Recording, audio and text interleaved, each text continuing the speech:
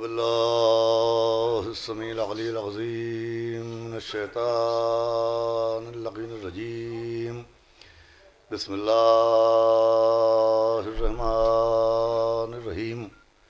الحمد لله رب العالمين.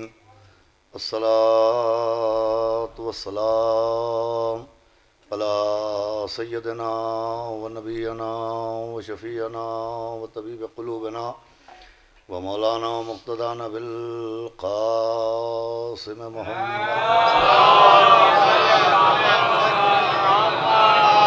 وآله الطيبين الطاهرين المعصومين ولعنة الله على أعدائهم أجمعين من يومنا هذا إلى يوم الدين. أما بعد فقد قال الله سبحانه تبارك وتعالى في القرآن المجيد والفرقان الحميد. بسم الله الرحمن الرحيم. بالبينات والزبر وأنزلنا إليك الذكرى لتبين للناس ما نزل إليهم لعلهم يتفكرون. ایک صلوات پڑھیں.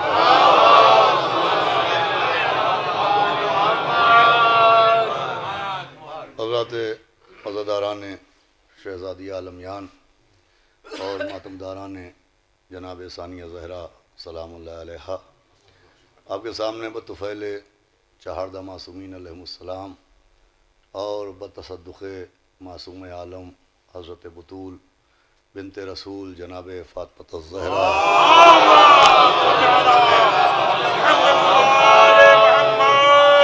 گفتگو کرنے کے لیے میں نے قرآن مجید کے سورہ نحل کی جس آیہ کریمہ کو تلاوت کیا، اس آیہ کریمہ میں خداوند عالم نے اول اپنی کتاب، اپنے کلام، اپنے قرآن کا تعارف ان لفظوں میں بیان فرمایا اور پیغمبر کو مخاطب کیا اور پیغمبر کے ذریعے اس کتاب کی اہمیت اور اس کتاب کی فضیلت کو ہم تک پہنچایا کہ اس قرآن کو ذکر کے عنوان سے یاد کیا اور پھر اس قرآن کے بارے میں اعلان ہوا کہ اس میں ہر شے کا بہت وضاحت کے ساتھ بیان ہے، لیکن اس کے ساتھ ساتھ اس کتاب کے نازل ہونے کا مقصد بھی بیان فرمایا، اور وہ مقصد نزول قرآن یہ ہے کہ لوگ اس کے اوپر غور کریں، تفکر کریں. اس کا مطلب قرآن صرف تلاوت کے لیے نہیں آیا ہے، قرآن تفکر کے لیے آیا ہے، تدبر کے لیے آیا ہے، تعقل کے لیے آیا ہے. دیکھیے قرآن کی تلاوت سے یقیناً ثواب حاصل ہو سکتا ہے، لیکن جب تک قرآن پر تفکر نہیں کیا جائے گا، قرآن پر غور و خوض نہیں کیا جائے گا، تب تک اصل فیوض قرآن ہم تک نہیں پہنچنے والا. تلاوت سے ثواب ہے لیکن تفکر بہت ضروری ہے، تعقل بہت ضروری ہے، قرآن پر تدبر بہت ضروری ہے. اور اتنا ضروری ہے کہ آج ملت مسلمہ میں جتنے بھی فرقے ہیں ان میں قرآن کے معاملے میں، تلاوت قرآن کے معاملے میں کوئی اختلاف نہیں ہے. آپ کسی فرقے کے پاس جائیے، کسی مسلمان کے پاس جائیے تو ہر ایک کے گھر میں یہی قرآن موجود ہے، یہی بسم اللہ سے شروع ہونے والا اور یہی والناس پر تمام ہونے والا، یہی 30 پاروں کا قرآن، یہی 114 سوروں والا قرآن. ہر مسلمان کے پاس یہی قرآن ہے اور سب کا اسی قرآن کے اوپر ایمان ہے اور سب اسی قرآن کی تلاوت کر رہے ہیں. قرآن کی تلاوت کے معاملے میں کوئی اختلاف نہیں ہے، سب ایک ہی کتاب پڑھ رہے ہیں. مگر مجھے آپ یہ بتائیے کہ سب ایک ہی قرآن کی تلاوت کر رہے ہیں مگر سب کے عقیدے ایک نہیں ہیں، سب کے نظریے ایک نہیں ہیں، سب کے مسائل شریعت ایک نہیں ہیں، سب کے نماز کے طریقے ایک نہیں ہیں، سب کا روزہ کھولنے کا وقت ایک نہیں ہے، سب کی نکاح کے قوانین ایک نہیں ہیں، سب کے طلاق کے معاملات ایک نہیں ہیں. بھائی قرآن ایک ہے مگر عقیدے ایک نہیں، قرآن ایک ہے نظریے ایک نہیں، قرآن ایک ہے مسائل شریعت ایک نہیں، قرآن ایک ہے مگر احکام شریعت ایک نہیں. تو سبب کیا ہے؟ تو عزیزان گرامی قرآن کی تلاوت سب کر رہے ہیں. یہ جو اختلاف ہے مسلمانوں میں یہ تلاوت نہ کرنے کی وجہ سے نہیں ہے، یہ تفکر نہ کرنے کی وجہ. صلوات بھیجے محمد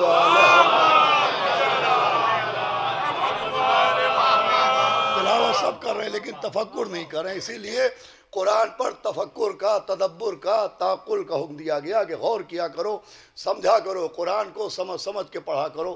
اس کے ساتھ ساتھ اپنی عقل کو قرآن کی تلاوت کے ساتھ کام میں لایا کرو اور غور کیا کرو. دیکھیے عزیزان گرامی، بہت زیادہ تمہید نہیں ہے، ایک مختصر سی تمہید اس کے بعد آپ کے اذہان تک پہنچنا چاہوں گا کہ جو قرآن پر تفکر کا حکم دیا ہے تو یہ اس لیے بھی دیا گیا ہے کہ قرآن ایک ہے اور قرآن کے رخ دو ہیں. ایک قرآن کا ظاہری رخ ہے اور ایک قرآن کا باطنی رخ ہے. قرآن کا ظاہری رخ یہ ہے کہ قرآن اندھیروں میں راستہ دکھانے آیا ہے، قرآن ذہنوں کو اجالا عطا فرمانے آیا ہے، قرآن بے راہ کو راہ دکھانے کے لیے آیا ہے، قرآن کردار کے دامن کے اوپر پڑی ہوئی سلوٹوں کو مٹانے کے لیے آیا ہے. قرآن میں ہر سوال کا جواب موجود ہے، قرآن میں ہر مرض کی دوا موجود ہے. یہ قرآن کا ظاہری رخ ہے. لیکن عزیزوں، قرآن کا باطنی رخ یہ ہے کہ اگر بصیرت سے دیکھا جائے اور قرآن پر تفکر کیا جائے تو قرآن کا، بس اس جملے سے میں دیکھتا ہوں آپ متوجہ ہوئے کہ نہیں، قرآن کا باطنی رخ یہ ہے کہ اگر قرآن پر تفکر کیجئے تو ایسا محسوس ہوگا کہ اللہ نے قرآن کو راستہ بنایا ہے اور اہل بیت کو اس کی منزل بنایا ہے. ایک صلوات بھیجے محمد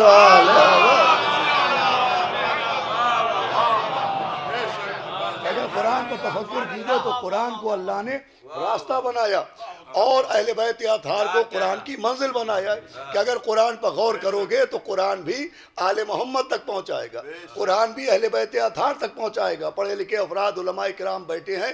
یہی وجہ ہے کہ قرآن میں دو طرح کی آیات ہیں. کچھ آیات وہ ہیں جو آیات محکمات کہلاتی ہیں اور کچھ آیات وہ ہیں جو آیات متشابہات کہلاتی ہیں. توجہ سنیے گا، قرآن کی کچھ آیتیں محکم ہیں اور کچھ آیتیں متشابہ ہیں. آیات محکمات اور آیات متشابہات، میں نوجوانوں کے لیے عرض کر رہا ہوں، بزرگ میرے ہم سے مجھ سے بہتر جانتے ہیں محکم آیتیں کون سی ہیں اور متشابہ آیتیں کون سی ہیں. محکم آیات وہ کہلاتی ہیں کہ جیسے ہی آپ آیت کی تلاوت کیجئے تو تلاوت کرتے ہی اس کا معنی اور اس کا مفہوم آئینے کی طرح سے واضح ہو جاتا ہے. یعنی بالکل کھلی ہوئی آیتیں جس کو سمجھنے میں کوئی دقت پیش نہیں آتی وہ محکم کہلاتی ہیں. اور متشابہ آیتیں وہ ہیں کہ جس کا معنی اور جس کا مفہوم الجھا ہوا ہے، وہ آیات متشابہات کہلاتی ہیں. تو قرآن میں دو طرح کی آیتیں ہیں. کچھ آیات محکمات کہلاتی ہیں اور کچھ آیات متشابہات کہلاتی ہیں. سوال یہ ہے کہ اللہ نے جب اس قرآن کو سب کی ہدایت کے لیے بھیجا تو اس سے محکم آیتیں ہوتی، یہ متشابہ آیات رکھی ہی کیوں گئیں؟ بھئی توجہ فرمائیے گا، ساری آیتیں محکم ہوتی، ہر آیت آئینے کی طرح سے روشن ہوتی، ہر آیت واضح ہوتی. یہ الجھی ہوئی آیات کیوں رکھی گئیں؟ یہ حروف مقطعات قرآن میں کیوں رکھے گئے؟ تو اس کا جواب ہمارے علماء نے یہ دیا کہ محکم آیتوں کے ساتھ متشابہ آیتوں کو قرآن میں اس لیے رکھا گیا کہ وہ لوگ جنہوں نے اہل بیت کا دامن چھوڑنے کے لیے قرآن کو بہانہ بنایا ہے. ہمارے آپ جنہوں نے اہل بیت سے فرار کے لیے قرآن کو کافی کہنے کا نعرہ لگایا ہے، وہ بھی آل محمد سے اپنا دامن بچانے نہ پائیں. اگر محکم کے لیے اہل بیت کے پاس نہیں آتے ہیں تو کم سے کم متشابہ کے لیے صلوات بھیجے ہم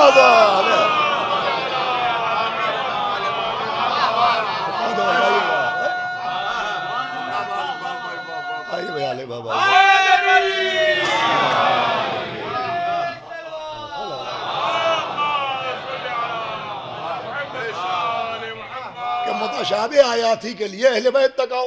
تو اللہ نے قرآن کو راستہ بنایا، اہل بیت کو منزل بنایا. بھئی اللہ مزاج جانتا تھا، اللہ کو معلوم تھا ایک طبقہ ہوگا جو حدیث قصہ چھوڑ دے گا، آیت تطہیر نہ چھوڑ پائے گا.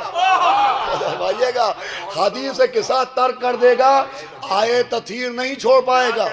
یا علی مدد کہنا بند کر دے گا، نقطہ با کو نہیں چھوڑ پائے گا. علی ولی اللہ کہنا چھوڑ دے گا، آیت غدیر نہیں چھوڑ پائے گا، اہل بیت کے قصیدے پڑھنا چھوڑ دے گا، سورہ دہر نہیں چھوڑ پائے گا، ذکر ذوالفقار چھوڑ دے گا، سورہ حدید نہیں چھوڑ پائے گا۔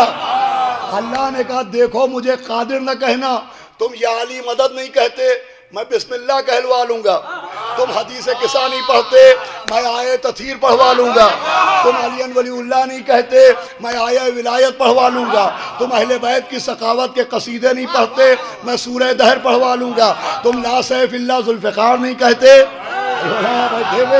میں سورہ حدید پڑھوا لوں گا۔ ارے تم اہل بیت کے فضائل کے پاس نہیں آتے، میری قدرت دیکھو کہ یوں نہیں آتے ہو تو یوں پہنچا دو۔ صلوات بھیجے محمد و آل محمد۔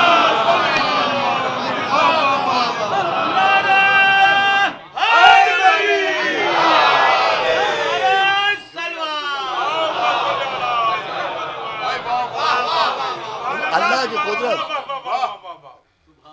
کہ اللہ نے قرآن کو راستہ بنایا اہل بیت کو منزل، کہ اگر قرآن پر تفکر کر لیا تم نے تو اہل بیت ہی تک پہنچو گے، آل محمد ہی تک پہنچو گے۔ اذان گرامی قرآن بھی اہل بیت تک پہنچانے کا راستہ ہے۔ اب گفتگو شروع کر رہا ہوں۔ اب قرآن میں جہاں حکایات ہیں، جہاں واقعات ہیں، جہاں معجزات ہیں، وہیں قرآن میں احکام شریعت بھی ہیں۔ یہ جو احکام شریعت ہیں یہ بھی اہل بیت تک پہنچانے ہی کے لیے ہیں۔ اب گفتگو شروع کر رہا ہوں۔ علماء بیٹھے ہوئے دیکھیں احکام شریعت میں آپ چاہے تحفۃ العوام اٹھا کے پڑھ لیں، چاہے توضیح المسائل اٹھا کے پڑھ لیں، جو پہلا چیپٹر آتا ہے، جو پہلا باب آتا ہے، تو وہ پہلا چیپٹر نہ نماز کا ہوتا ہے، نہ روزے کا ہوتا ہے، نہ حج کا ہوتا ہے، نہ زکوٰۃ کا ہوتا ہے۔ ہماری تمام شرعی کتابوں میں پہلا چیپٹر باب الطہارت ہوتا ہے۔ ہمارے یہاں ایک صلوات بھیجے محمد و آل محمد۔ پوری توجہ سنیے گا، پہلا چیپٹر باب طہارت ہوتا ہے، یعنی تمام مسائل شریعت کا آغاز طہارت سے ہوتا ہے۔ نماز کا چیپٹر بعد میں ملے گا، روزے کے احکام بعد میں ملیں گے، حج و زکوٰۃ کے احکام بعد میں ملیں گے۔ سب سے پہلے ہے باب طہارت، یعنی شریعت نے سب سے زیادہ جو زور دیا ہے وہ طہارت پر زور دیا ہے۔ شاید اسی لیے زور دیا ہے کہ طہارت کو سمجھو تاکہ مصداق آیت تطہیر تک پہنچو۔ فرمائیے گا سب سے زیادہ طہارت پر زور دیا۔ اچھا اب اتنا طہارت پر زور ہے کہ جب ہم دنیا میں آئے تو پہلا حکم دیا گیا کہ پاک کرو۔ تو جو ہمارے یہاں ہم دنیا میں آئے پیدا ہوئے تو پہلا حکم ہے طہارت کا حکم، پہلا حکم ہے غسل دو، پہلا حکم ہے پاک کرو۔ دنیا میں آئے تو پہلا حکم دیا گیا پاک کرنے کا، اور دنیا سے گئے متوجہ رہیے گا وہاں بھی پہلا حکم ہے غسل دو۔ دنیا میں آئے تو نہلائے گئے، دنیا سے گئے تو نہلائے گئے، دنیا میں آئے تو پاک کرنے کا حکم، دنیا سے گئے تو پاک کرنے کا حکم۔ مجھے بتائیے یہ حکم طہارت کیوں ہے؟ یہ کیوں لازم کیا گیا کہ بچہ جب پیدا ہو تو اسے پاک کرو؟ بھئی ابھی ہم پیدا ہوئے، ابھی اطلاق شریعت ہوا نہیں، ابھی نماز واجب ہوئی نہیں، ابھی روزہ واجب ہوا نہیں، یہ ہمیں پاک کرنے کا کیوں حکم ہے؟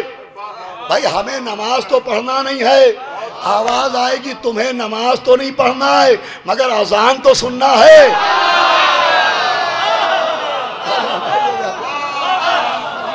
تو ہمائیے گا تمہیں نماز نہیں پڑھنا ہے، دائیں کان میں اذان کہی جائے گی، بائیں کان میں اقامت کہی جائے گی۔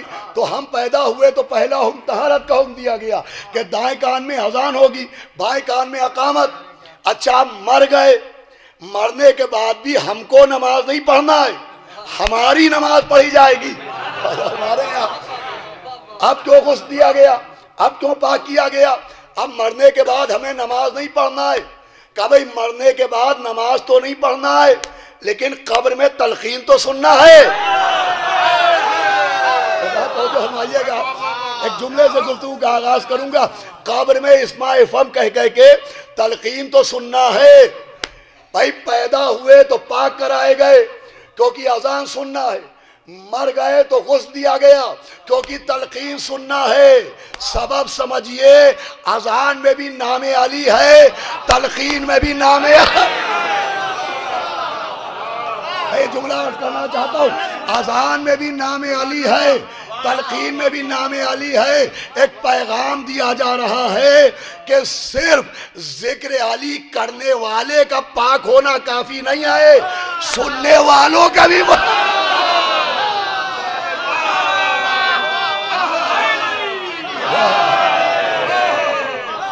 ایک صلوات بھیجے محمد و آل محمد۔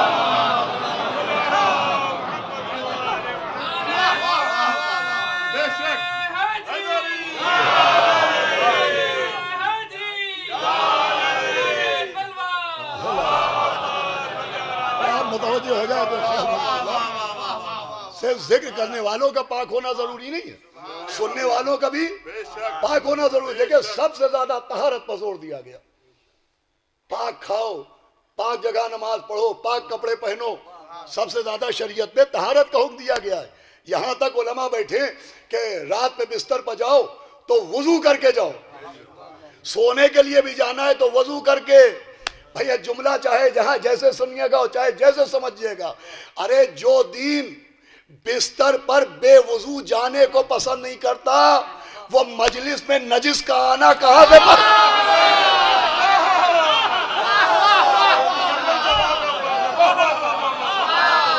صلوات بھیجے محمد و آل محمد۔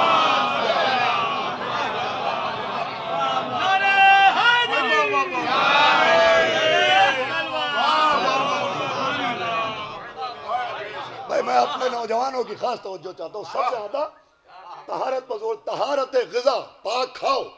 دیکھیں آج کے دور میں جو سب سے بڑا مسئلہ ہے وہ کیا مسئلہ ہے؟ ہم نے غدیر کے لیے دلیل دی کا سمجھ میں نہیں آیا، ہم نے ولایت پر دلیلیں دی کا سمجھ میں نہیں آتی، ہم نے عزاداری پر دلیل دی سمجھ میں نہیں آتی۔ بھئی آج کا مسئلہ یہ ہے، ولایت سمجھ میں نہیں آتی، عزاداری سمجھ میں نہیں آتی، ماتم سمجھ میں نہیں آتا، مجلس سمجھ میں نہیں آتا، معجزے سمجھ میں نہیں آتے۔ تو پہلے یہ سمجھیے کہ یہ سمجھ میں کیوں نہیں آتا۔ میں پوری توجہ چاہتا ہوں، پہلے یہ سمجھیے کہ یہ سمجھ میں کیوں نہیں آتا۔ صلوات پڑھے محمد و آل محمد۔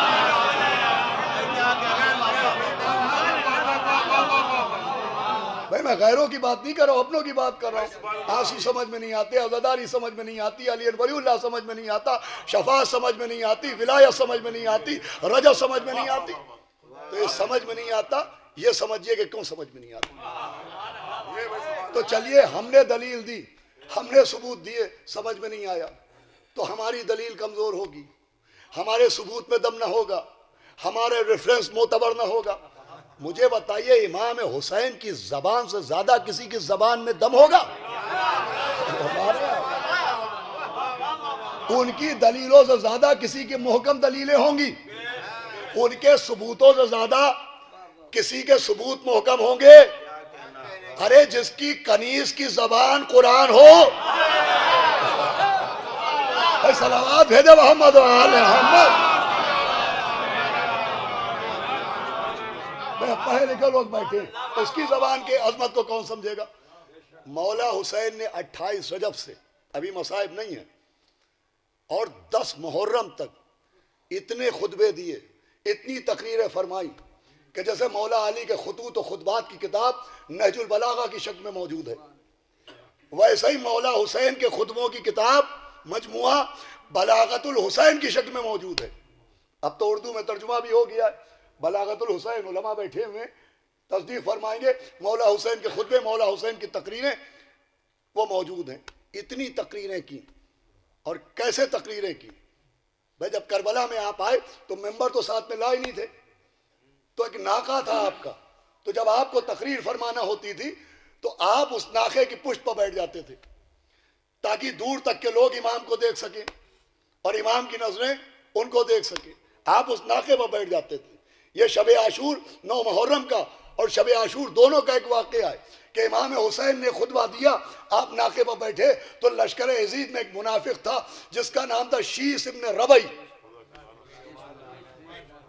کہ کبھی جنگ صفین میں، جنگ جمل میں مولا علی کے ساتھ تھا، پھر صفین میں معاویہ کے ساتھ ہو گیا، پھر خوارج کے ساتھ ہو گیا، پھر امام حسن کے ساتھ آ گیا، پھر ان کو چھوڑ دیا، اور پھر اس نے کوفے میں خط لکھا امام حسین کے نام، اس نے بھی بلایا تھا امام حسین کو۔ تب جب آپ ناخے پر بیٹھے تو شیس ابن ربعی اپنا منہ چھپانے لگا کہ کہیں وہ مجھے دیکھ نہ لیں. دیکھیں اسے کہتے ہیں عقل پر عداوت علی کا عذاب.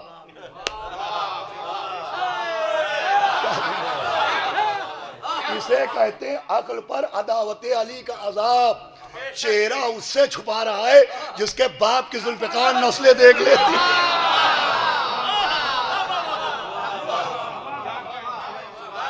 تو امام نے شیس ابن ربعی کا خط نکالا اور کہا اے شیس ابن ربعی، یہ تیرا خط نہیں ہے یا تیری تحریر نہیں ہے.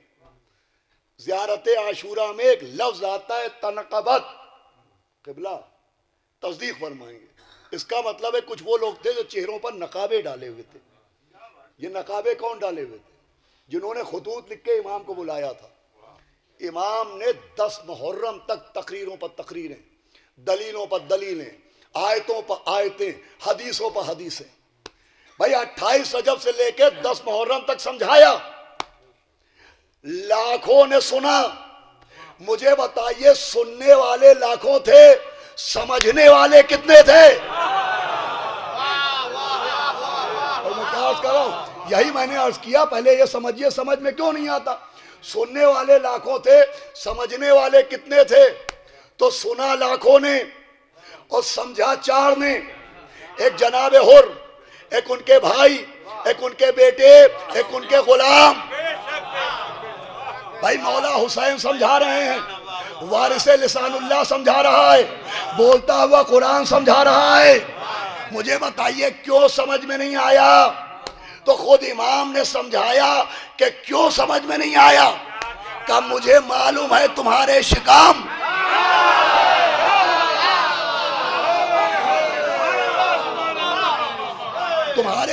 مال حرام سے بھرے ہوئے ہیں. میری کوئی بات سمجھ میں نہیں آئے گی. سمجھایا جہاں نجاست ہو وہاں امام حسین کی بات تو سمجھ میں آتی نہیں، ذاکر حسین کی بات کہا.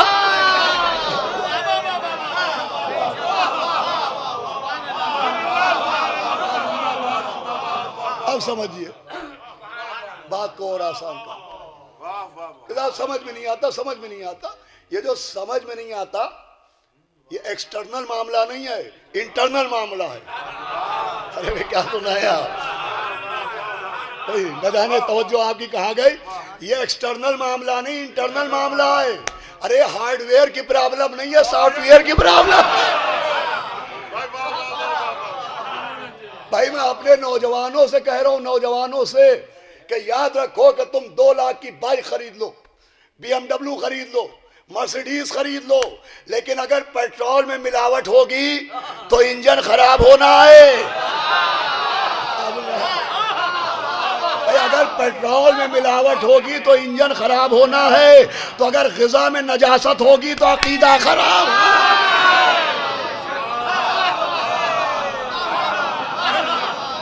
صلوات بھیجے محمد و آل محمد.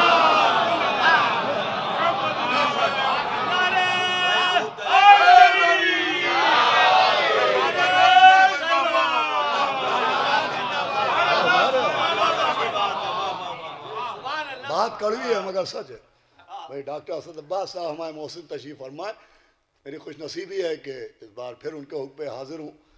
ان سے دریافت کر لیجئے جو ڈیزیز ہوتی ہیں، بیماریاں ہوتی ہیں، یہ جو انفیکشن ہوتے ہیں، ڈاکٹرز بیٹھے ہیں ہمارے، شبی حیدر صاحب بھی تشریف فرمائے، یہ کھانے ہی سے ہوتے ہیں کہ کیا اندر گیا ہے. جیسے جسمانی بیماریوں کا سبب کھانا بنتا ہے ویسے ہی روحانی بیماریوں کا سبب بھی کھانا بنتا ہے. صلوات بھیجے محمد آل محمد. کیا کہا عزیزو؟ طہارت. سنیے بس بات آسان کرتا ہوں. سب سے پہلا حکم طہارت کا حکم ہے. پیدا ہوئے تو پاک کرو، مر گئے تو پاک کرو. بھئی اتنا حکم طہارت کہ ایک پورا سورہ نازل ہوا جس کا نام ہے سورہ برات. سورہ برات کیوں نازل ہوا؟ کہ مشرکین کو مکے میں آنے سے روکنے کے لیے یہ سورہ نازل ہوا کہ اب ہرگز ہرگز کوئی مشرک سرزمین مکہ پر قدم نہ رکھے. پہلے مشرکین بھی آتے تھے. سورہ برات نازل ہونے کے بعد مشرکین کو روک دیا گیا. سورہ برات سے پہلے تبرہ بھی برات ہی سے بنا ہے.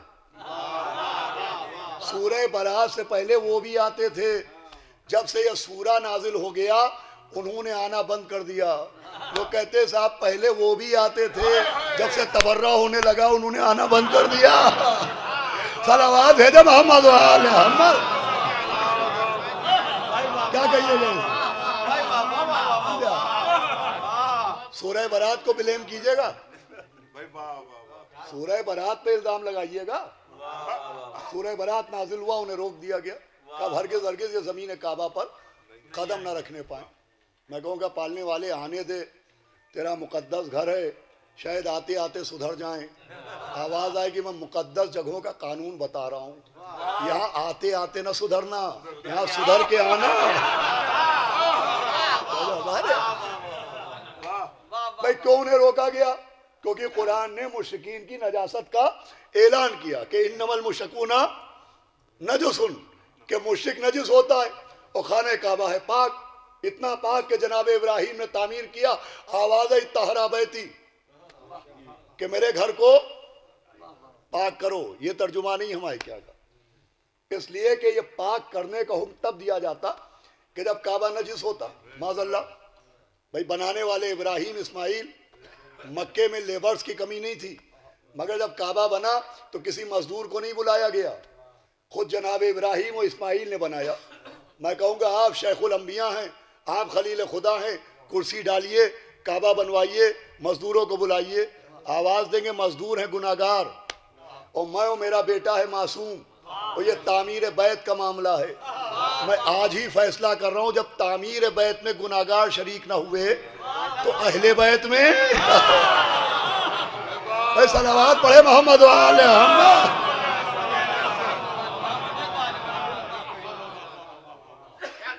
مجھے بتائیے کیا مسئلہ ہے؟ سنیے گا عزیزان گرامی, طہرہ بیتی کیا معاملہ ہے؟ تو دیکھیں دو لفظ ہیں جو ہم آپ اکثر و بیشتر بولتے ہیں. ایک لفظ ہے رفع اور ایک لفظ ہے دفع. سینکڑوں مرتبہ آپ نے سنا کہ معاملے کو رفع دفع کر دو. یہ رفع دفع کیا ہے؟ رفع کسے کہتے ہیں اور دفع کسے کہتے ہیں؟ بھئی 1000 مرتبہ بولا جاتا ہے اس معاملے کو رفع کر دو, اس معاملے کو رفع دفع کر دو. تو رفع دفع کہتے کسے؟ تو دیکھیں رفع دفع یہ ہے کہ نجاست, نجس پانی کہیں گر رہا ہے اور اس کی چھینٹیں میرے لباس پہ آ گئیں, میں نے پاک کیا, اسے کہتے ہیں نجاست کو رفع کرنا. اور کہیں نجس پانی گر رہا ہے, میں نے دامن کو بچا لیا, نجاست کو آنے ہی نہ دیا, اسے کہتے ہیں دفع کرنا. پہلا صلوات آواز بلند تو بھیجے محمد. بھائی بات کو اور آسان کر دوں, چائے کے اوپر مکھی بھنبھنا رہی ہو, چائے کے اندر مکھی گر گئی, میں نے چٹکی سے پکڑ کے نکال دی, اسے کہتے ہیں رفع کرنا. اور مکھی کو میں نے ہاتھ سے ہٹا دیا, گرنے ہی نہیں دیا, اسے کہتے ہیں دفع کرنا. یہ جو طہرہ بیتی ہے یہ رفع نجاست کا حکم نہیں ہے, دفع نجاست کا حکم ہے.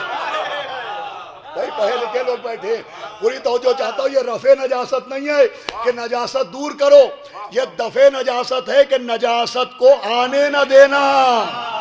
ارے بھائی جس شان سے طہارت بیت کا اعلان ہوا اسی شان سے طہارت اہل بیت کا اعلان ہوا. بھئی یہاں طہرہ بیتی کہا گیا, وہاں تطہیرہ کہا گیا.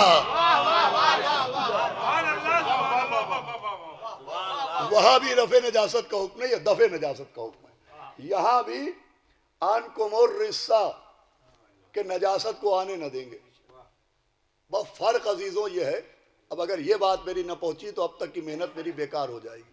فرق یہ ہے کہ بیت کی طہارت کی ذمہ داری اللہ نے جناب ابراہیم کو دی, مگر اہل بیت کی طہارت کا ذمہ خود لیا. وہاں کا طہرہ بیتی, میرے گھر کو پاک رکھنا, یہاں کا انما یرید اللہ.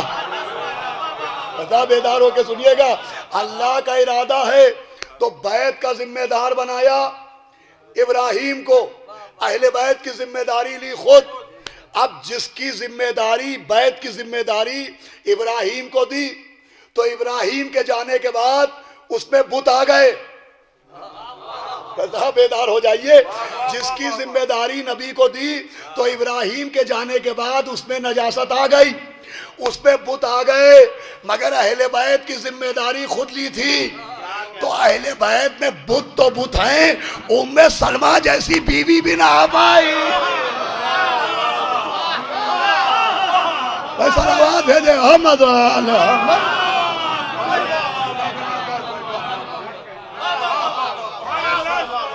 کس سے بلا صلوات پڑھ دے محمد.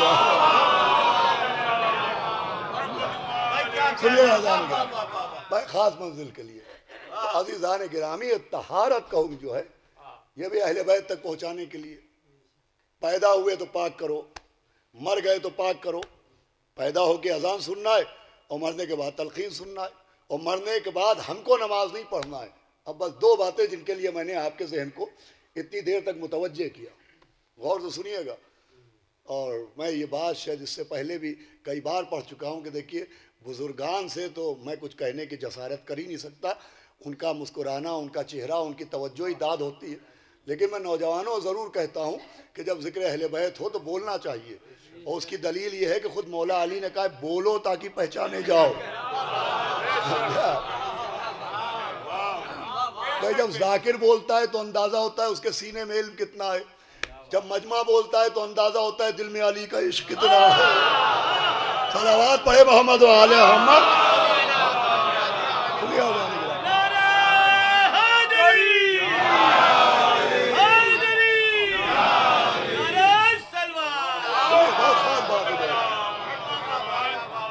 اب مرنے کے بعد ہماری نماز ہوگی. اب دیکھیں ہماری نمازوں میں, نماز جنازہ کی بات میں کر رہا ہوں, علماء بیٹھے ہوئے, ہماری نمازوں میں 5 تکبیریں ہیں. ہماری نماز جنازہ میں 5 تکبیریں ہیں, اور غیروں کی نماز جنازہ میں 4 تکبیریں. یہ فرق ہے, وہاں 4 تکبیروں پہ نماز ہوتی ہے نماز جنازہ, اور ہمارے کیا 5 تکبیریں ہوتی ہیں. یہ 4 اور 5 کا فرق بھی ہے, 3-5 کا نتیجہ ہے یہ. وہاں 4 تکبیریں ہیں اور یہاں 5 تکبیریں ہیں. اب میں کتاب کا نام لیتا ہوں علل الشرائع, مؤلف شیخ صدوق علیہ رحمہ جیسی عظیم ہستی. انہوں نے اپنی کتاب میں لکھا کہ ایک دن ایک شخص 8ویں امام حضرت ابو الحسن علی ابن موسیٰ رضا علیہ السلام کے پاس آیا, اور اس نے کہا کہ حضرت, وہ شیعہ تھا, 12 اماموں کا معتقد تھا. اس نے کہا حضرت یہ جو ہماری نماز جنازہ میں 5 تکبیریں ہوتی ہیں, تو کیا یہ 5 تکبیریں جو 5 واجب نمازیں ہیں ان کی طرف سے ہوتی ہیں؟ تو جو فرمائیے گا, اس نے پوچھا کیا یہ 5 تکبیریں 5 واجب نمازوں کی طرف سے ہیں کہ تکبیروں کے ذریعے گواہی دی جاتی ہے کہ یہ 5 نماز کا پابند تھا؟ توجہ فرما رہے ہیں آپ, کیا تکبیروں کے ذریعے گواہی دی جاتی ہے کہ 5 نماز واجب کا پابند تھا؟ تو امام نے کہا ہاں یہ بھی وجہ ہے, مگر یہی وجہ نہیں ہے. پوری توجہ سنیے, فرمائے یہ بھی وجہ ہے مگر یہی وجہ نہیں ہے. فرمایا ایک وجہ اور بھی ہے. کہ حضرت وہ کیا وجہ ہے؟ تو امام نے فرمایا اللہ نے 5 چیزوں کو ہر کلمہ پڑھنے والے کے لیے فرض کیا. 5 باتیں فرض کی گئیں. اس نے کہا حضرت وہ 5 باتیں کیا ہیں؟ فرمایا ایک ہے نماز, ایک ہے زکوٰۃ, ایک ہے روزہ, ایک ہے حج. فرمایا 5ویں ہماری ولایت. پوری توجہ سنیے گا, فرمایا 5ویں ہماری ولایت. فرمایا جو 5 تکبیریں ہیں تو ایک تکبیر نماز کی طرف سے, ایک تکبیر زکوٰۃ کی طرف سے, ایک تکبیر روزے کی طرف سے, ایک تکبیر حج کی طرف سے. کہ 5ویں تکبیر ہماری ولایت کی طرف سے ہے. پوری توجہ سنیے گا, فرمایا 5ویں تکبیر ہماری ولایت کی وجہ سے ہے. کہ یہی وجہ ہے کہ جو ولایت کو نہیں مانتے ان کی 4 تکبیریں ہیں. جو ہے ان کے 4 ہے 5 نہیں. کہ یہ 5ویں تکبیر ولایت والی. لیجئے نماز میں بھی 4 تکبیریں عبادت والی اور 5ویں تکبیر ولایت والی. اب جو بھی منکر ولایت ہے اگر ذرہ برابر شرافت ہے تو مرنے سے پہلے وصیت کر کے مرے کہ اس کی نماز میں 4 تکبیریں کہی جائے 5 نہ کہی جائے.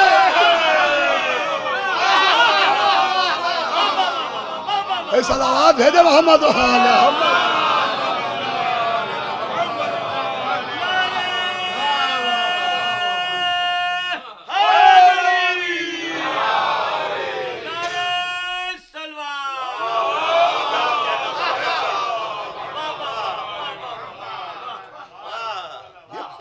تکبیر. میں نہیں جاؤں گا یہاں سے. اگر آپ روکنا چاہیں روکیں, ویلال الشرائع منگائیں, اور اس روایت کو اگر نہ دکھاؤں تو مجلس پڑھنا چھوڑ دوں گا. فرمایا 5ویں تکبیر ولایت والی ہے. نماز کے ذریعے بھی علی ہی تک پہنچایا جاتا ہے. صلوات بھیجے محمد وآل احمد. اور سنیں اذان گرامی, بس آخر میں نے کہا قرآن پر غور کیجئے تو احکام شریعت بھی اہل بیت تک پہنچانے کے لیے. اب آخری بات ہو, پوری توجہ سنیے گا. مجھے بتائیے نکاح حکم شریعت ہے کہ نہیں؟ نکاح کرنا شریعت کا حکم ہے کہ نہیں؟ کہ بے شک حکم شریعت ہے, نبی کی سنت ہے. نکاح من سنتی, نکاح کرنا سنت ہے. مجھے بتائیے نکاح کا سبب کیوں ہے, کیا ہے؟ نکاح کا حکم کیوں ہے؟ کیوں نکاح کرو؟ ریزن کیا ہے نکاح کا؟ اس لیے نکاح کرو کہ جہیز مل جائے, اس لیے نکاح کرو کہ موٹر سائیکل آ جائے, اس لیے نکاح کرو کہ کار مل جائے, اس لیے نکاح کرو کہ جہیز مل جائے. بھائی نکاح کا سبب کیا ہے؟ علماء بیٹھے ہیں, یہ جب نکاح پڑھاتے ہیں تو ان سے پوچھئے یہ نکاح کے صیغے میں کیا کہتے ہیں؟ تناکحوا و تناسلوا. صلوات بھیجے محمد وآل احمد. بس ایک سننے والی صلوات پڑھے محمد وآل احمد. آخری عادت توجہ آتا ہوں. نکاح کا مقصد صیغہ نکاح میں پڑھا جاتا ہے کہ تناکحوا و تناسلوا, نکاح کرو تاکہ نسل بڑھاؤ. تو صیغے کے اعتبار سے نکاح کا مقصد کیا ہے؟ کہ نسل بڑھے. بڑے ادب سے میں پوچھ رہا ہوں اور بہت احتیاط سے میں پڑھ رہا ہوں. یہ بتائیے کہ جو بغیر نکاح کے ہوتے ہیں یا جہاں نکاح نہیں ہوتا, کیا وہاں نسلیں نہیں بڑھتی؟ جہاں نکاح کا کانسیپٹ نہیں ہے کیا وہاں نسلیں نہیں بڑھتی؟ ارے نہ بڑھی ہوتی تو دنیا میں اتنے دشمن علی نہ ہوتے.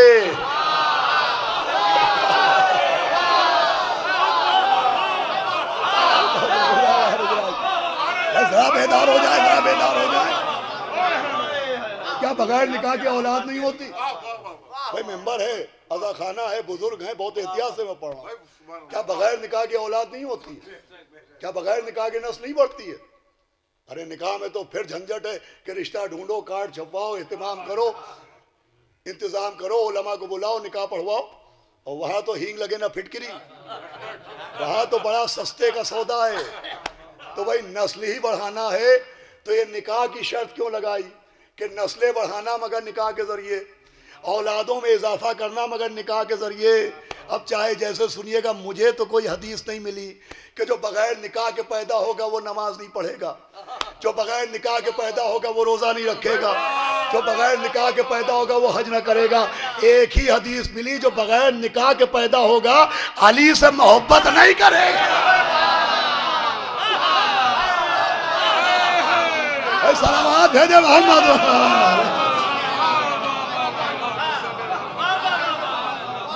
صلوات پڑھ دے محمد وآل احمد.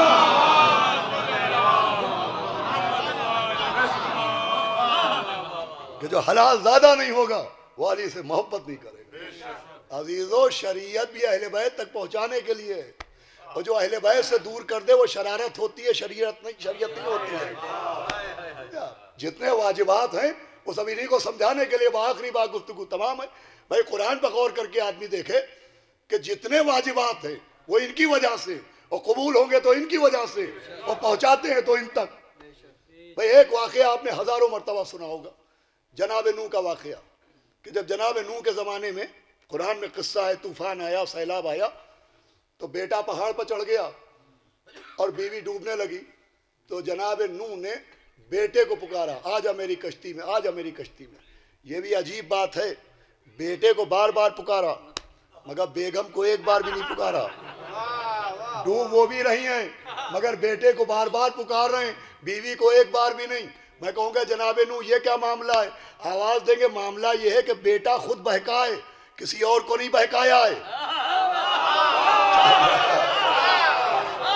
یہ خود بھی بہکی ہے، پوری قوم کو بھی بہکایا ہے۔ سمجھایا جو خود بہکے اسے موقع دیا جائے گا، جو پوری قوم کو بہکائے۔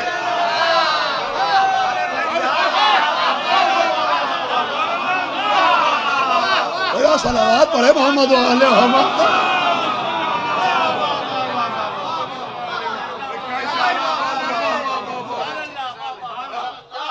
بیٹے سے کہہ رہے آج میری کشتی میں آواز آئی لیسا من اہلک، یہ تمہارے اہل سے نہیں ہے۔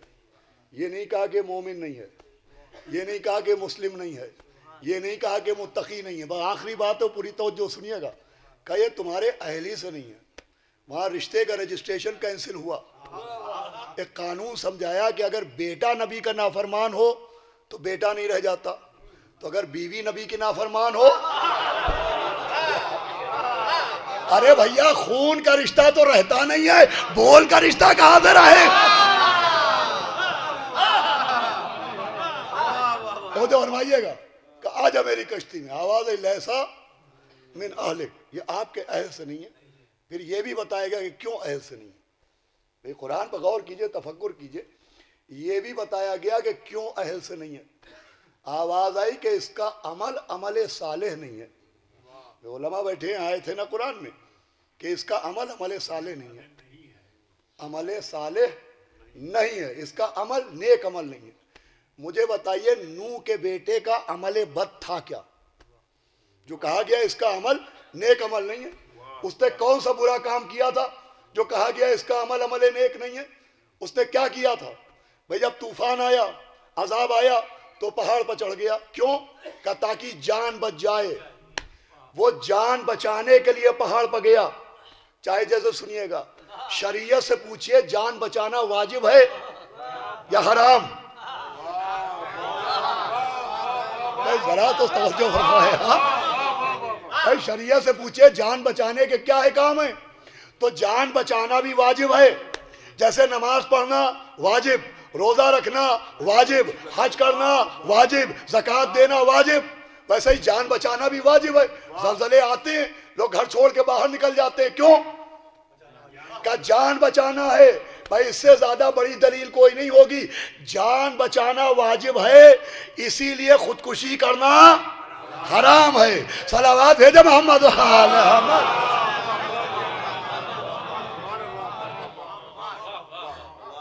اور سنیے گا، خودکشی کرنا حرام ہے، جان بچانا واجب ہے۔ تو نوح کے بیٹے نے عمل واجب کیا، وہ تو اپنی جان بچانے کے لیے گیا۔ بھئی شریعت کہہ رہی ہے جان بچاؤ، اپنی تو اپنی، کوئی نماز پڑھو دریائے کنارے، کوئی ڈوبنے لگے، حکم ہے مسلح چھوڑ کے اس کی جان بچا لو۔ تو جان بچانا اتنا واجب ہے۔ تو نوح کے بیٹے کا عمل بد کیا تھا؟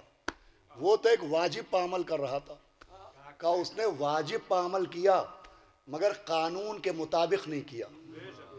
خدا کے لیے سنیے گا، ذات توجہ فرمائیے گا، اس نے عمل واجب کیا مگر قانون کے مطابق نہیں کیا۔ قانون کیا تھا؟ جناب نوح کے زمانے میں قانون یہ بنا کہ جان بچانا مگر پہاڑ پر جا کے نہیں، کشتی کے اندر آ کے۔ بھائی مجھے بڑا افسوس ہوگا اگر یہ بات رائے گا ہو گئی۔ جان بچانا مگر کشتی کے اندر آ کے بچانا۔ قانون تھا کہ یہ واجب کشتی کے باہر ادا نہ کرنا، یہ واجب کشتی کے اندر ادا کرنا۔ تو نوح کے بیٹے نے واجب پہ عمل کیا مگر کشتی کو چھوڑ کے عمل کیا۔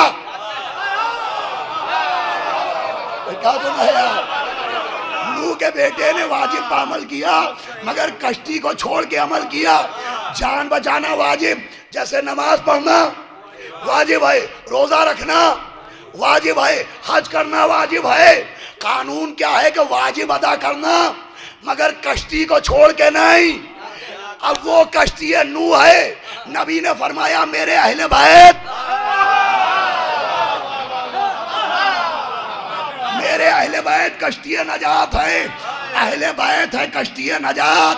نماز پڑھنا ہے واجب، اہل بیت ہے کشتی، روزہ ہے واجب، اہل بیت ہے کشتی، حج ہے واجب. سمجھایا یہ واجب ادا کرنا مگر اہل بیت کو چھوڑ کے نہ.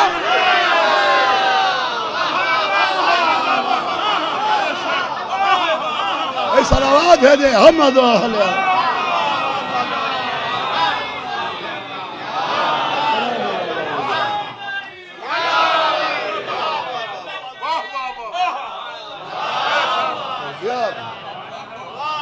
واجب ادا کرنا مگر اہل بیت کو چھوڑ کے نہیں.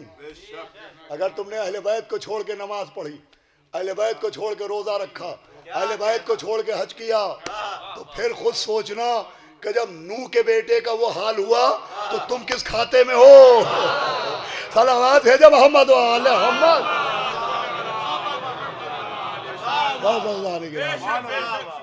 قرآن پر اگر تفکر کیجئے، تعقل کیجئے تو قرآن راستہ ہے، شریعت راستہ ہے، اہل بیت اس کی منزل ہے. اب بڑے اعتبار کے ساتھ گفتگو کو مصائب تک پہنچانے کے لیے میں پوچھتا ہوں شریعت کا لغت میں ڈکشنری میں معنی کیا ہے؟ عربی لینگویج میں شریعت کا کیا مطلب ہوتا ہے؟ جیسے نبی کا مطلب ہوتا ہے خبر دینے والا، حدیث کا مطلب ہوتا ہے گفتگو، ویسے ہی عربک ڈکشنری کے مطابق شریعت کا کیا مطلب ہے؟ تو علامہ حسین غلام بخش جاڑوی نے تفسیر انوار النجف میں لکھا ہے، یوں تو شریعت راستے کو کہتے ہیں، شریعت راستے کو کہتے ہیں، مگر یہ راستہ کہاں پہنچاتا ہے جسے شریعت کہتے ہیں؟ کہ صاحب یہ ایئرپورٹ روڈ ہے، یہ اسٹیشن روڈ ہے. ایئرپورٹ روڈ کا مطلب اس پہ جائیے گا ایئرپورٹ تک پہنچیے گا، اس روڈ پر جائیے گا ریلوے اسٹیشن تک جائیے گا. تو شریعت راستہ ہے، روڈ ہے، مگر کہاں پہنچانے کا راستہ ہے؟ تو مفسر قرآن علامہ غلام حسین بخش جاڑوی نے لکھا کہ شریعت اس راستے کو کہتے ہیں جو دریا تک پہنچائے. کیا سنایا؟ شریعت اس راستے کو کہتے ہیں، بھائی پڑھنا میرا کام ہے، سمجھنا آپ کا کام ہے، جو دریا تک پہنچائیں. تو شریعت اس راستے کو کہتے ہیں جو دریا تک پہنچائے. ذرا قرآن پڑھ کے دیکھیں دریا کس کو کہتے ہیں؟ مرج البحرین کس کو کہتے ہیں؟ صلوات بھیجے محمد.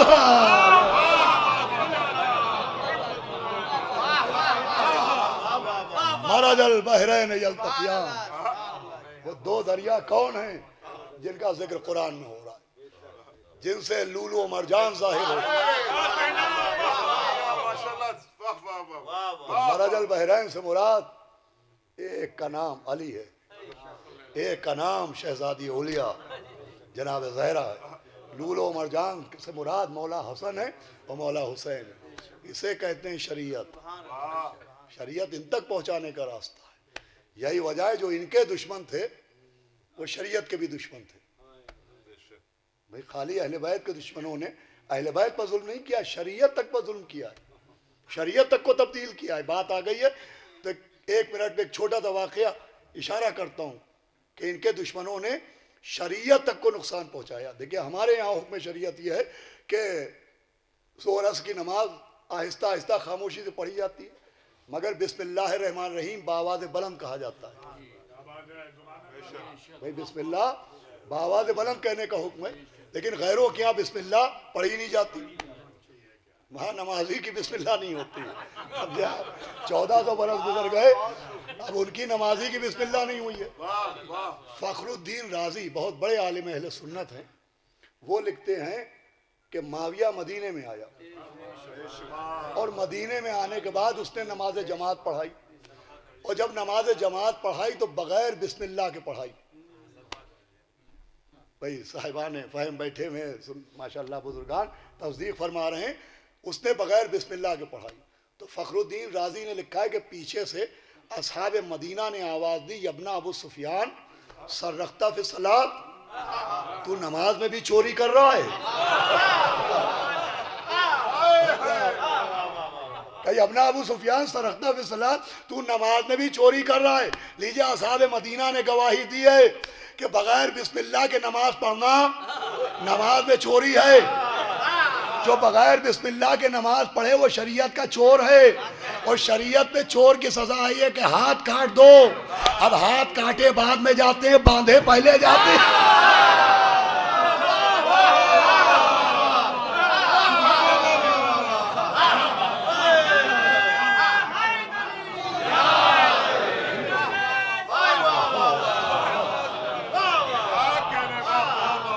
شریعت کو بدلا گیا، یہ دشمن بھی جانتا تھا کہ شریعت کا نام نہیں ہے، شریعت آل محمد تک پہنچانے کا نام ہے۔ وہ منکر شریعت تھے، وہ دشمن شریعت تھے، اور جو دشمن شریعت ہوتا ہے اس کا اسلام سے کوئی لینا دینا نہیں ہوتا۔ یہی وجہ ہے کہ معصوم عالم نے ان کے سلام کا جواب نہیں دیا۔ عزیزان گرامی، میں بہت مشکور ہوں ڈاکٹر اسد عباس صاحب اور ان کے اہل خانہ کا کہ اس بار مجھے پھر موقع ملا اس بارگاہ میں اس بی بی کے شہادت کے موقع پر منعقدہ ان مجلسوں میں ذکر کرنے کا، جو اپنا مرثیہ اپنے آپ پڑھا کرتی تھی۔ اور کل ہمارے لکھنؤ کی روایت کے مطابق ثانیہ زہرا کی شہادت کا روز ہے، اور بی بی سیدہ اور جناب زینب سے بڑی مطابقت ہے۔ اعجاز بھائی، اعجاز ماموں ہادی صاحب نے کہا، بڑے مشہور مصرے ہیں کہ شخصیت تھی ایک، دو ناموں سے پہچانی گئی۔ شخصیت تھی ایک، دو ناموں سے پہچانی گئی، نرغہ آدھا میں زینب، گھر کے اندر فاطمہ۔ نرغہ آدھا میں زینب، گھر کے اندر فاطمہ، اسی لیے ثانیہ زہرا کہلاتی۔ اور بی بی زینب کو رونے کے لیے پڑھے لکھے افراد بیٹھے، اگر جناب زینب کے القاب پر غور کیجئے تو رونے کے لیے بہت ہے۔ بی بی کا ایک لقب ہے ام المصائب۔ جناب سیدہ نے اپنا مرثیہ اپنے آپ پڑھا، مگر یہ لقب ان کا نہیں ہے، ان کا لقب ہے ام الفضائل۔ جناب زینب کا لقب ہے ام المصائب۔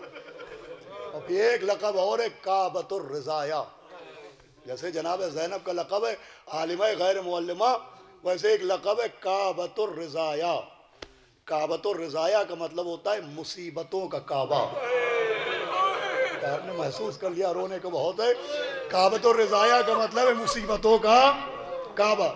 جیسے کعبے کے چاروں طرف حاجی طواف کرتے ہیں، ویسے ہی بی بی زینب کے چاروں طرف مصیبتیں طواف کرتی ہیں۔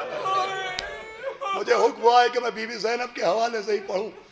وہ بی بی زینب کہ میں نے بڑے معتبر خطیب، بزرگ خطیب سے سنا ہے کہ جب مولا حسن 2 برس کے ہوئے اور مولا علی گھر میں داخل ہوتے تھے تو امام حسن اپنے بابا کو دیکھ کے دوڑتے تھے، تو مولا علی امام حسن کو گود میں اٹھا لیتے تھے۔ جب مولا حسین 2 برس کے ہوئے وہ بھی بابا کو دیکھ کے دوڑتے تھے، مولا علی ان کو بھی گود میں اٹھا دیتے تھے۔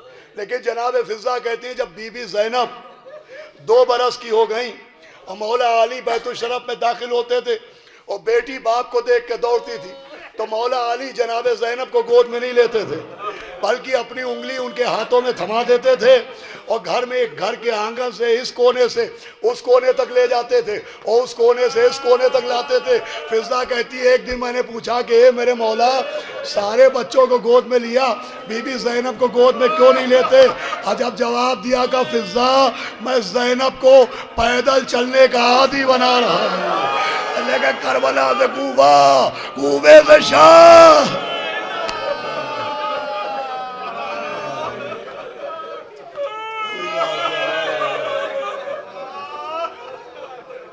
2-4-10 منٹ اس کے بعد مجلس تمام ہو جائے۔ وہ بی بی زینب، ان مجلسوں کی نسبت جناب سیدہ سے بھی ہے اور آج کے شب کی نسبت جناب زینب سے، اور اس خمسے کی آخری مجلس ہے۔ میں ڈاکٹر صاحب سے اجازت کے ساتھ عرض کروں گا، دیکھیے بہت سی خواہشیں ہوتی ہیں، کوئی کہتا ہے بی بی سغرا کے مصائب پڑھ دیجئے، کوئی کہتا ہے جناب عباس کے مصائب بیان کر دیجئے۔ آپ نے کبھی غور کیا ہے کہ جناب سیدہ کی کیا خواہش ہوتی ہے؟ جن کی مجلسوں میں آپ روئے ہیں، خوب روئے، ان کی کیا خواہش ہے؟ تو علامہ مجلسی علیہ الرحمہ کو ایک عالم دین نے خواب میں دیکھا کہ وہ ممبر پر بیٹھے ہوئے ہیں اور اتنے میں ایک پردے کے پیچھے ایک کنیز نکلی، اس نے کہا علامہ مجلسی اس مجلس میں مادر حسین بھی آئی ہیں، مولا حسین کی دکھیا ماں بھی تشریف آئی۔ تو علامہ مجلسی ممبر سے اترنے لگے، اس کنیز نے کہا نہیں اترو نہیں، علامہ مجلسی نے کہا بی بی کو میرا سلام کہہ دیجیے.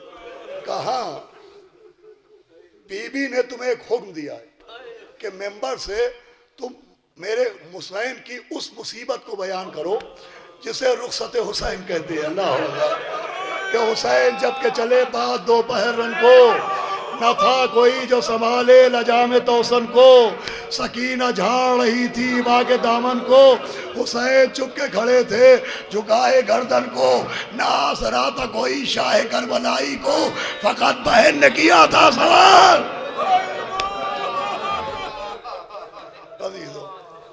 میں شاید اس سے پہلے بھی جب میں نے مجلس پڑھی تو آخری مجلس میں مولا حسین کی رخصت پڑھی اور رخصت کے منظر کو میر انیس کے مرثیے کی زبانی جس طریقے سے بیان کیا جا سکتا ہے کوئی اور طریقہ ویسا کارگر نہیں ہے. میرا دل چاہتا ہے میں مرثیے کچھ بند سناؤں جس پہ جناب سیدہ کو بھی رو لیں آپ, مولا حسین غریب کو بھی رو لیں اور بی بی زینب کو بھی رو لیں.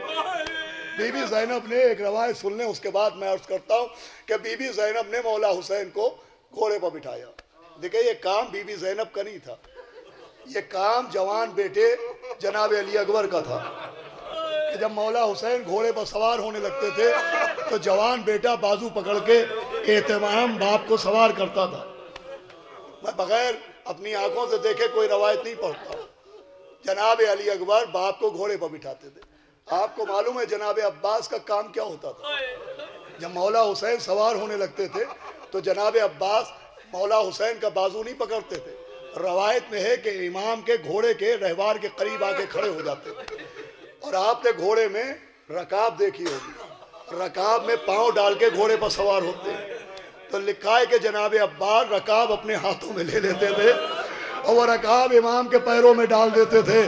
جو کام بیٹے کا تھا وہ کام بہن نے کیا.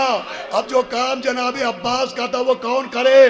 تو دمت الساکبہ میں ہے کہ خیمے کا پردہ اٹھا, ایک برقع پوش بی بی دوڑتی ہوئی آئی, اس نے رکاب اپنے ہاتھ میں لے کے امام کے قدموں میں ڈال دی. ہم نے پوچھا یہ کون بی بی ہے؟ آواز آئی کوئی اور نہیں ہے, عباس کی بیوہ جناب لبابہ. الوداع.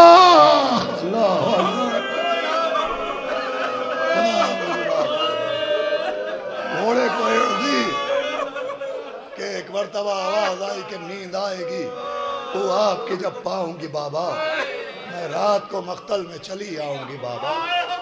فرمایا نکلتی نہیں سیدانیاں باہر, سینے پر سلائیں گے تمہیں رات کو مادر. اس نے کہا سوئیں گے کہا پھر علی اصغر. شہ نے کہا بس ضد نہ کرو صدقے میں تم پر, ارے رات آئے گی اور دشت میں ہم ہوئیں گے بی بی.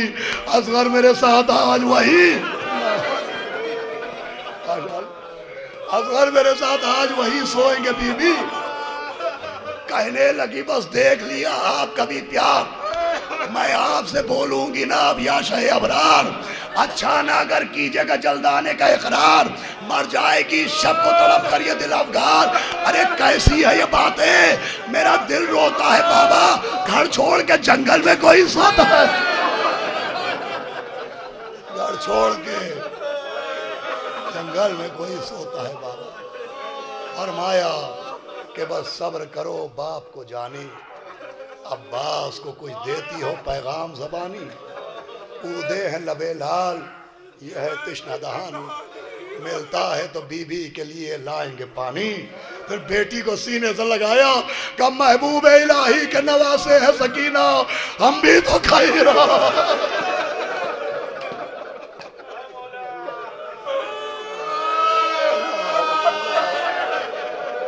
عزیزو آپ 4 دن جناب سیدہ کو روئے, آج آخری مجلس دل کھول کر روئیے اور آوازوں کو روکنے میں کوئی شرم محسوس نہیں ہونا چاہیے. اس لئے کہ ایام عزائے فاطمیہ ہیں. عبداللہ ابن عباس کہتے ہیں میں نے مولا کی آنکھ میں آنسو دیکھے مگر کبھی مولا علی کو چیخ کے روتے ہوئے نہیں سنا. کہا مگر جب بی بی کو غسل دے رہے تھے تو ایسے رو رہے تھے جیسے چھوٹا سا بچہ, واہ مظلومہ واہ مغلوبہ.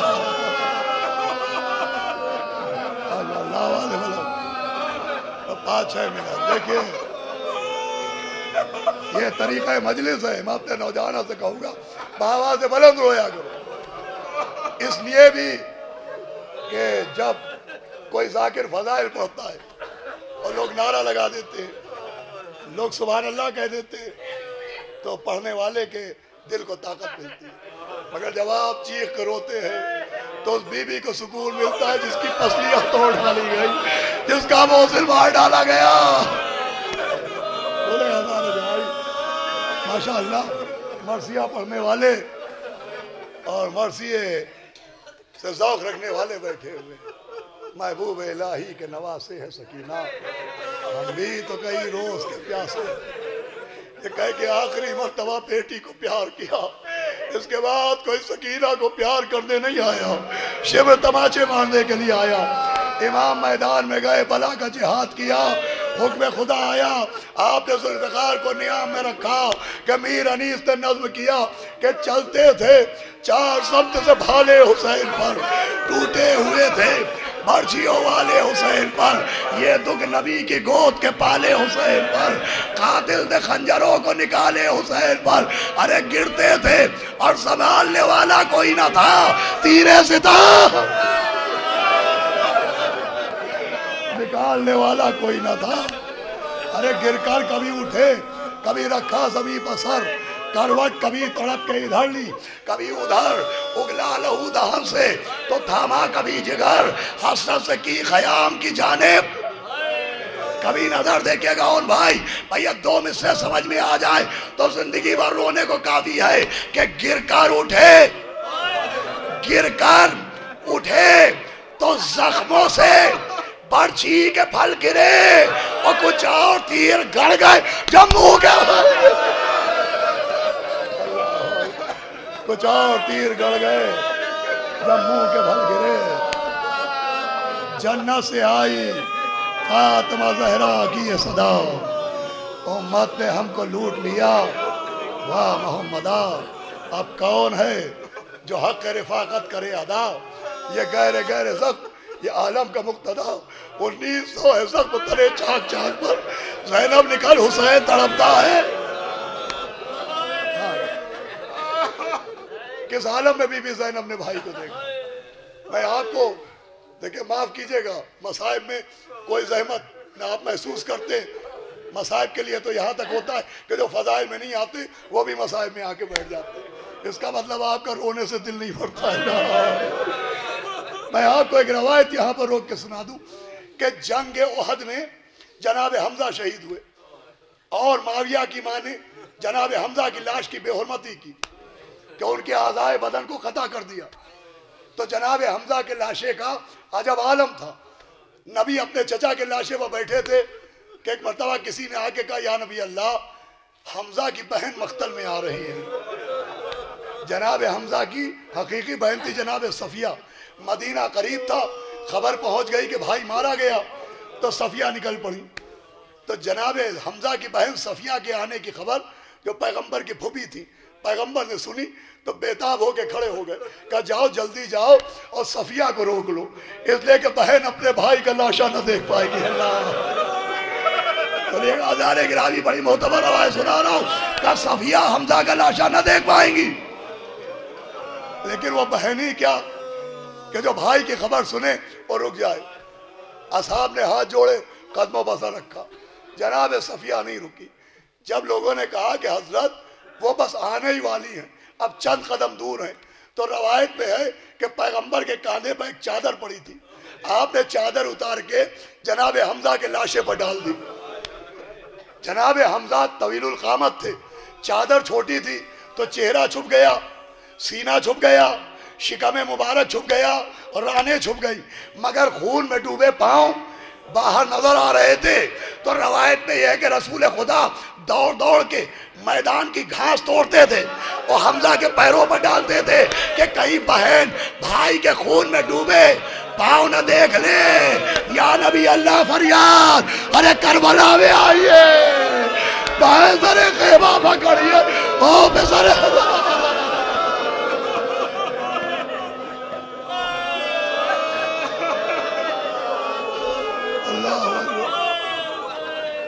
میرے ساتھ میرے ماجائے کا لاشا دبا 1900 ہے زخم تمام ہے 2 منٹ تنے چاک چاک پر زینب نکل حسین تڑپتا ہے پردہ الٹ کے بنت علی نکلی ننگے سر لرزا قدم خمیدہ کمر غرق خون جگر چلاتی تھی یہ ہاتھوں سے منہ اپنا پیٹ کر بھائی بی بی فاطمہ کو بھی رو لیں گے آپ جناب زینب کو بھی رو لیں گے چلاتی تھی یہ ہاتھوں سے منہ اپنا پیٹ کر اے کربلا بتا تیرا مہمان ہے کدھر اے کربلا بتا تیرا مہمان ہے کدھر پھر ماں کو آواز دی اماں اماں قدم اب اٹھتے نہیں تشتہ کام کے پہنچا دو لاش پر میرے بازو کا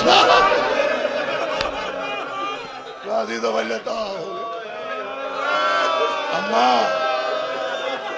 اماں قدم اب اٹھتے نہیں تشتہ کام کے قیامت کا بند ہے قیامت کا بند نظم کیا امیر صاحب نے کہ اماں قدم اب اٹھتے نہیں تشتہ کام کے پہنچا دو لاش پر میرے بازو کو تھام آواز کس نے دی کہ بہن اس طرف نہ آؤ آواز کس نے دی کہ بہن اس طرف نہ آؤ بس اب سفر قریب ہے للہ گھر میں جاؤ اب ڈوبتی ہے مجلس تمام ہو جائے گی اب ڈوبتی ہے آل رسول خدا کی ناؤ یا مرتضیٰ غریبوں کے بیڑے کو تم بچاؤ یہ دو مصرے سنے ہو ماتم کر لے کہ اب چھوڑنا نا دشت بلا میں حسین کو یا فاطمہ چھپا لا ردایا اماں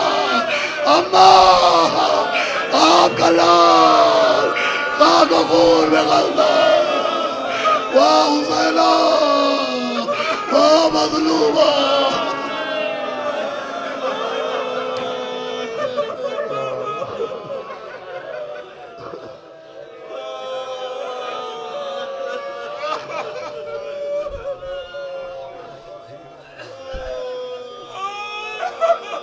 ماتم حسین